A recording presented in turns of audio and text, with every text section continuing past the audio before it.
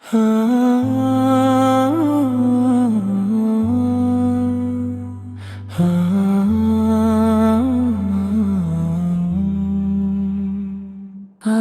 কবরের পাশ দিয়ে হেঁটে যেতে যেতে হঠাৎ থেমে গেলাম নীরব বিকেল বেলাতে। মাটির নিচে ঘুমিয়ে আছে কত শত প্রাণ, গতকালও যারা হেসেছিল আজ তারা নিঃশব্দ নিদ্রায়। কবর যেন নীরবে বলল, একদিন তুমিও আসবে, প্রস্তুতি নিয়েছ কি? আমি দাঁড়িয়ে রইলাম অনেকক্ষণ, বাতাস শুধু শুকনো পাতাগুলো উড়িয়ে নিয়ে গেল। মনে হলো এই পাতার মতোই একদিন আমার জীবনও ঝরে পড়বে। বনিতে ফিরে আয়নার সামনে দাঁড়ালাম, নিজেকেই প্রশ্ন করলাম, কত বছর ধরে বেঁচে আছি, কিন্তু আল্লাহর জন্য কতটুকু বেঁচেছি?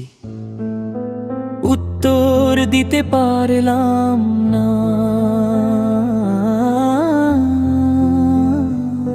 শুধু চোখ দুটো ভিজে গেল।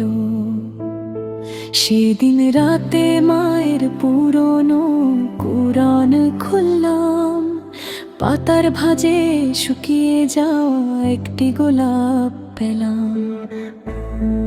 মনে পড়ল মা বলতেন,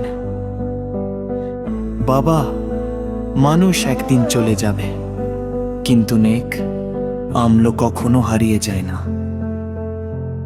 আমি সিজদায় পড়ে কাঁদতে লাগলাম, হে আল্লাহ, আমি অনেক ভুল করেছি, তুমি তো সবচেয়ে দয়ালু।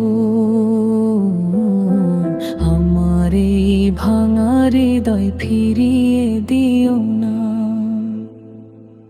পরদিন ফজরের আজানে মনে হলো যেন নতুন জীবন শুরু হলো। সূর্যের আলো সেদিন অন্যরকম লাগছিল, কারণ হৃদয়ে জন্মেছিল তওবার আলো।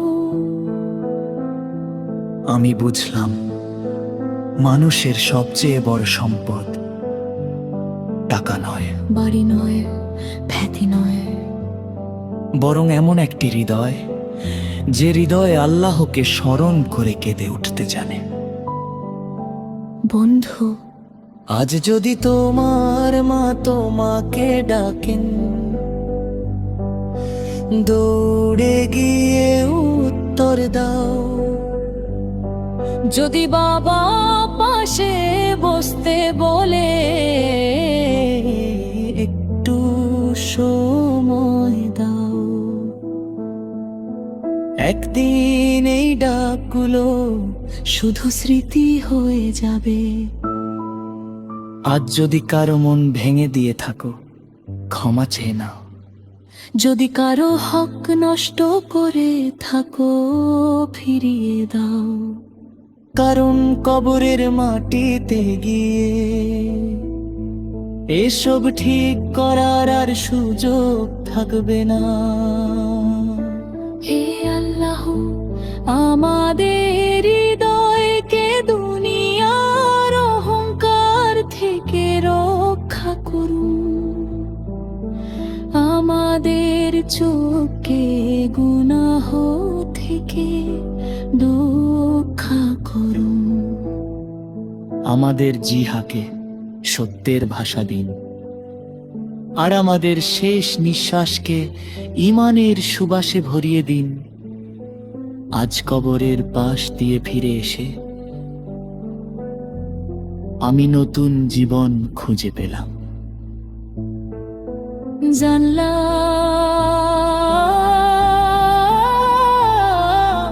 জীবন খুব ছোট, সময় খুব কম, কিন্তু আল্লাহর রহমত অনেক বড়। তাই আজ থেকে শুরু হোক নতুন পথ, নতুন তওবা, নতুন ঈমান, নতুন জীবন। হে আল্লাহ, আমাদের এমন জীবন দান করুন যার শেষটা আপনার সন্তুষ্টির মাধ্যমে সুন্দর হয়। আমাদের ক্ষমা করুন, আমাদের